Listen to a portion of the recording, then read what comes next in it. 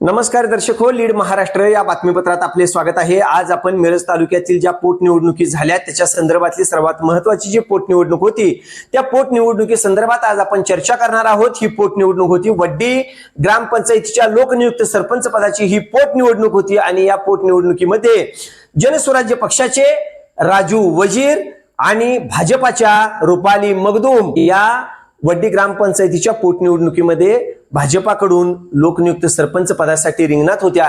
एकंदरीत तसं जर पाहिलं तर वड्डी ग्रामपंचायतीच्या एकूण जे मतदान आहे ते आहे 3410 आणि या 3410 मतदानापैकी तब्बल 82% अर्थात 2794 मतदान झालं। हे विक्रमी मतदान आहे आणि या विक्रमी मतदानाचा फायदा हा जनस्वराज्याच्या राजू वजीर यांना होतो का भाजपच्या रुपाली मगदूम यांना होतो हे बघणं फार महत्वाचं आहे। याचा निकाल आपल्याला उद्या लागेलच, आपल्याला सगळं चित्र स्पष्ट होईल।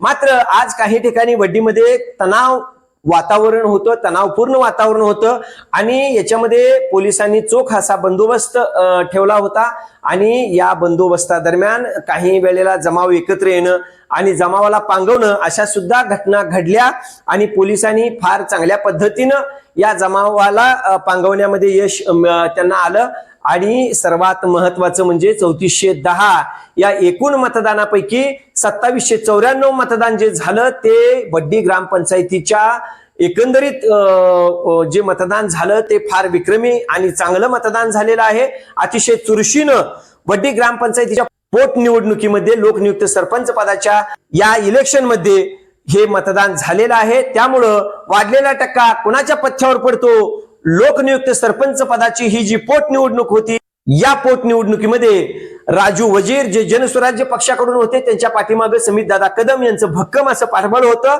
आणि तसंच रुपाली सुहास मगदूम या भाजपकडून रिंगणात होत्या, त्यांच्या पाठीमागे आमदार डॉक्टर सुरेश भाऊ खाडे यांचं पाठबळ भक्कम होतं। त्यामुळं वाढलेला टक्का कुणाच्या पथ्यावर जातो हे पाहणं फार महत्वाचं आहे आणि वेट अँड वॉच अशीच परिस्थिती आहे। कारण उद्याच वड्डी ग्रामपंचायतीच्या पोटनिवडणुकीमध्ये लोकनियुक्त सरपंच पद हे कोण भूषवतंय किंवा कोण याच्यामध्ये विजयी होतंय हे बघणं फार महत्वाचं आहे।